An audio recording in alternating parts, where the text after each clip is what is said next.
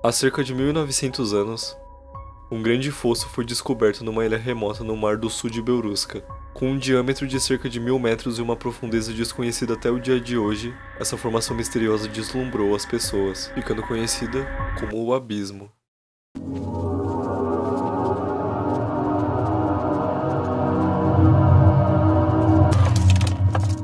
Made in Abyss é um anime de 2017 adaptado de um web mangá do Tsukushi Akihito, um maluco com gostos bem questionáveis, a gente fala disso depois, e que explodiu muito na época por ser uma obra que apresenta uma história muito curiosa e intrigante, mas principalmente pelo contraste de ser um anime muito bonitinho e com um design super amigável, mas que no seu decorrer assume um ar extremamente sombrio e pesado, com cenas tão cabulosas que transformam uma pessoa despreparada naquela imagem do soldado em choque no meio da guerra. Essa obra só parece bonitinha, mas vamos aos poucos. Quando for ter algo mais pesado, eu aviso pra quem prefere pular. Por hora, vamos falar do começo do anime. Made in Abyss começa nos apresentando a Riko, que é a nossa protagonista, uma garotinha de 12 anos que vive num orfanato e atua lá como invasora do abismo. O lance é que existem vários invasores do abismo, e eles são separados em classes através de um apito que carregam consigo. Os apitos vermelhos são os aprendizes, os azuis são os peritos, os da lua, que são roxos, são os instrutores assistentes, os pretos são especialistas e os brancos são os heróis, os mais pica que tem. E quanto maior a sua classe, mais você pode adentrar no abismo para explorar e buscar por relíquias. A Riko é uma apito vermelho, mas ela é uma garota muito ambiciosa que sonha em se tornar um apito branco um dia, assim como a mãe dela. No início do anime, durante uma exploração, a menina se depara com duas coisas que nos chamam a atenção logo de cara. A primeira é um esqueleto de alguém rezando. Ela se assusta a princípio, mas logo demonstra que essa é uma visão comum para ela. A segunda coisa é esse garoto robô misterioso, que salva ela de um monstro, mas desmaia em seguida. A Riko leva ele consigo e depois de tentar queimar, perfurar e cortar ele sem sucesso, ela consegue despertar ele eletrocutando o moleque. Coisa boba. Mas o lance é que ele não tem memória alguma de quem ele é e nem de nada que aconteceu. Nem nome ele tem, então a própria Riko decide dar um e...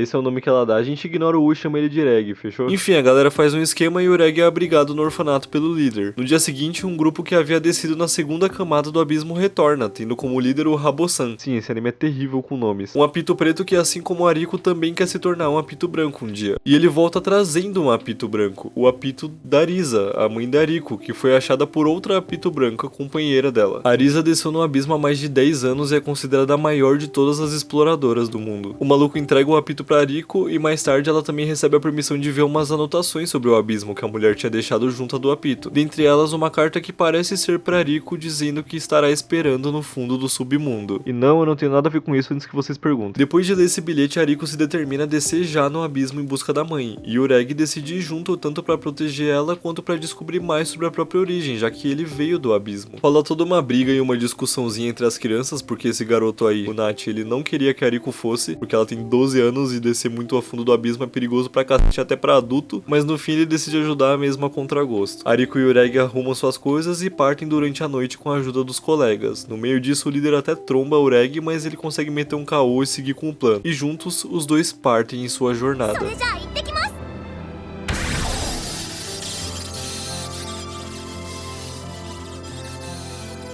Cara, o universo de Made in Abyss é muito intrigante. O abismo que dá nome ao anime é uma coisa super curiosa e vale a pena a gente tirar um momento só pra falar sobre isso. O negócio não é só um buraco gigante e pronto, não, ele tem camadas de profundidade, para as quais os apitos de cada cor são designados a invadir. A princípio são 7 as camadas conhecidas e cada uma tem meio que um ecossistema próprio. A primeira é chamada de Profundezas do Abismo e ela vai até 1350 metros de profundidade, onde começa a segunda, que é a Floresta da Tentação. Se um apito vermelho desce lá, os caras já tiram ele pra suicida e ninguém vai atrás. A terceira, a mais de 2600 metros, é a Grande Queda e vai até os 7000 metros, onde começa a quarta, os cálices gigantes, onde só apito branco e preto pisa. E da quinta pra baixo, que fica a mais de 12.000 metros de profundidade e tem o amigável nome de Mar de Corpos, só apito branco vai, maluco. E se um descer até a sexta camada, as pessoas chamam de última descida, já era, o cara não volta. Tanto que o nome do lugar é Capital do Sem Retorno. E o motivo disso não são as criaturas, mas sim a maldição do abismo. O rolê aqui é que quando você desce em certo nível, você é atingido por essa maldição, que a princípio não tem nenhum grande efeito no seu corpo. O efeito, maluco, vem quando você sobe de volta. Quando você desce na primeira camada e retorna, você fica com tontura, beleza. Subindo da segunda ou terceira, você tem náusea, dor de cabeça e dormência, tá bom. Da quarta ou quinta, você sente uma dor absurda e começa a sangrar por todos os orifícios do seu corpo. E da sexta, se você não morrer, você simplesmente perde a sua humanidade.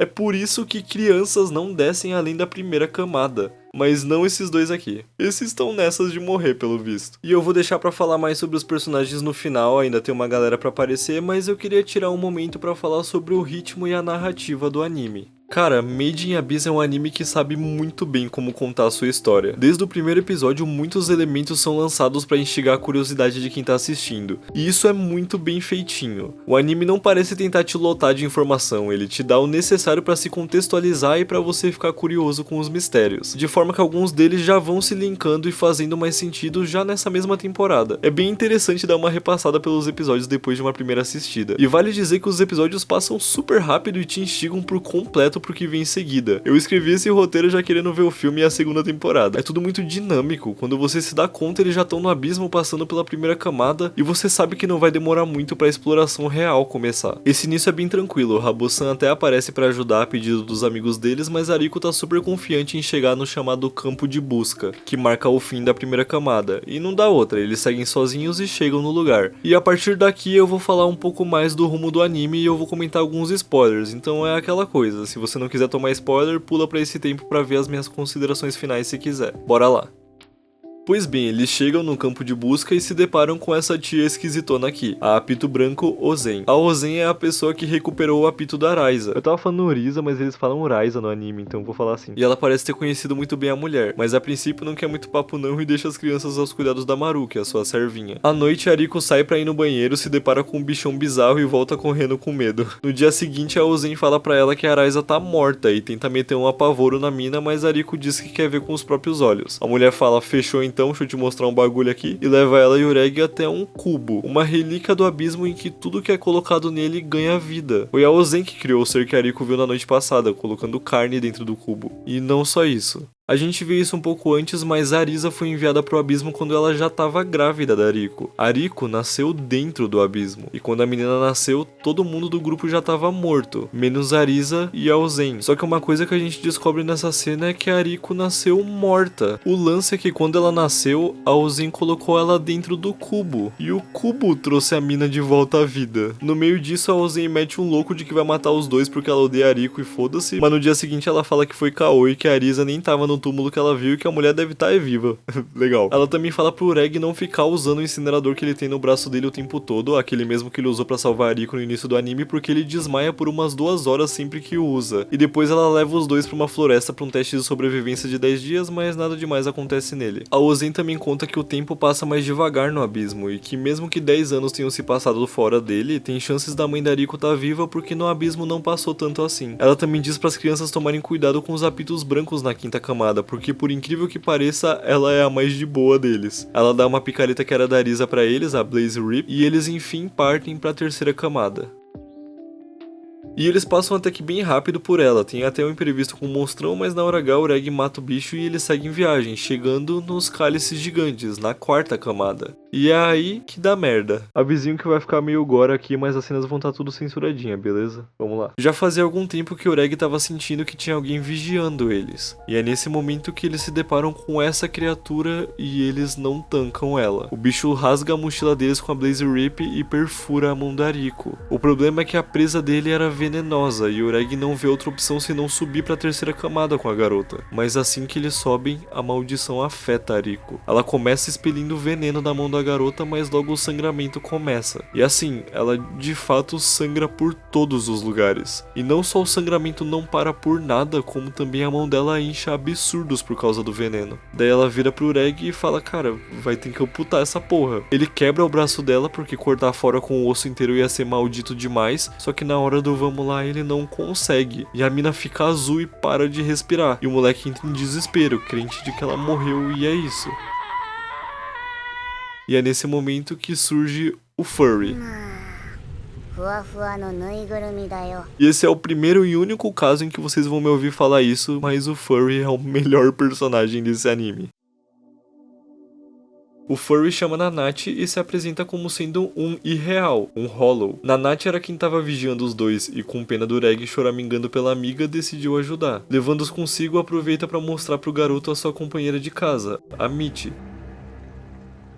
E nesse momento nós nos perguntamos, o que aconteceu com essas duas pessoas? Por que Nanate é uma criatura peluda e Mitty é um monte de carne irracional? E a resposta vem numa das histórias mais bad vibe que eu já vi. Nanate teve sua criação dentro do abismo, com várias outras crianças, entre as quais a Mitty, que virou a sua melhor amiga. Essas crianças foram recrutadas pelo Apito Branco, Bondrude, que prometeu que juntas dele elas forjariam um caminho para a próxima era do submundo. De novo, não tem nada a ver com isso. Elas foram levadas para uma base alimentadas e abrigadas num quarto, até que ao longo dos dias, uma a uma passaram a ser chamadas. Uma noite a Mitty foi chamada. Nanate foi atrás e descobriu que Bondrude estava fazendo experimentos de resistência à maldição com as crianças. Ele pegou Nanate e prendeu num cilindro ao lado de Mitty, e efetuando o experimento, desceu os 2 cilindros na 6ª camada, subindo de volta e guiando a maldição para Mitty. O resultado, nós já sabemos. Nanate se tornou num irreal e Mitty se tornou naquela criatura grotesca que a gente viu. Mas mais do que isso, ela se tornou incapaz de morrer. A única coisa que pode matar a Mitty é uma relíquia do abismo chamada Sparagmus, e parece que o incinerador do Reg tem o mesmo efeito. Por conta disso, Nanate vai até ele e pede que ele mate a Mitty. Ele tenta mudar a ideia de Nanate, mas não adianta, deixar a garota viva é condenar ela a uma eternidade de sofrimento. Então no fim ele concorda e o faz. E eu admito que essa cena me quebra um pouquinho.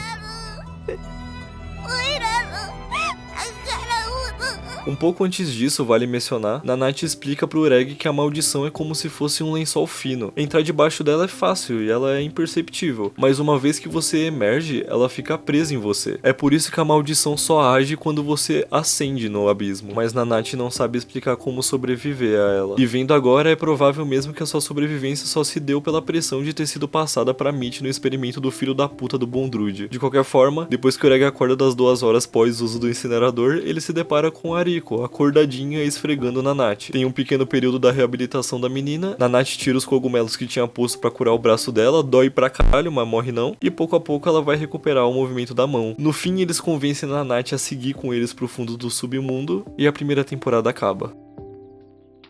E tem algumas coisas que eu queria pontuar aqui. Eu já falei sobre como o universo, o ritmo e a narrativa de Made in Abyss são incríveis, mas nada disso seria tão cativante se não fossem os seus personagens. Assim, eu não amei a Riko e o Reg, eu admito, mas eles são bem fofinhos e carismáticos. Eles têm personalidades bem condizentes com as suas idades, afinal são crianças, mas têm uma noção considerável do mundo. E não chega a ser algo tão irreal que nem em Neverland, é acreditável. No máximo um momento ou outro aqui e ali as atitudes deles passam um pouco que uma criança provavelmente suportaria, em principal conforme eles vão descendo mais no abismo e vai dando mais merda, mas ok. A Ozen é outra personagem que me ganhou bastante, ela é toda esquisita, toda maluca e bizarrinha e eu adoro isso, mas quem mais me ganhou foi Nanate. Eu odeio admitir que eu gostei de um furry, mas não teve jeito, certamente não foi por causa da fuça das orelhas, a personalidade me ganhou muito. A parte técnica do anime também é muito boa, é tudo bem fluido e bonito, apesar de eu achar o traço feio. Eu admito, eu acho os bonecos todos horrorosos, os adultos nem tanto, mas as crianças são muito esquisitas. Porém, eu entendo o apelo do traço fofinho pra causar contraste com a temática pesada e gore, e funciona pra caramba, eu devo dizer. O real problema é que não é só isso, e daí a gente vem no parêntese maldito. Made in Abyss tem o péssimo hábito, por assim dizer, de sexualizar criança. Cara, é uma porrada de cena dos bonecos pelados ou se esfregando, cenas terrivelmente sugestivas, cena da Riko sendo amarrada pelada. Eles tinham comentado isso no primeiro episódio, mas mostrar isso e ainda da forma como é feito é meio maldito. A cena do Rabo-san analisando, entre aspas, o Reg no início também é muito questionável. A cena do lago no último episódio e, cara, vai me falar que tem uma justificativa pra desenhar o corpo da Mitty, uma criança de o quê? 10, 12 anos desse jeito. Não tem, e isso é foda, cara. Absolutamente nenhuma dessas cenas era necessária. Tudo isso podia ter sido tirado, na real não deveria nem ter sido pensado, mas já que foi, fica pra gente pensar um pouco sobre o tipo de pessoa que o criador desse anime é. Mas eu acho que é isso, esse foi o vídeo. Apesar desses pesares, eu ainda vou continuar vendo porque a história é muito instigante e eu confesso que eu tô curioso com o rumo que o anime vai tomar. Então se vocês quiserem continuação do vídeo, deixem aí nos comentários, deixem também as suas opiniões sobre o anime também. Curtam se tiverem gostado, se inscrevam, me sigam nas minhas redes sociais para atualizações e até uma próxima. Falou!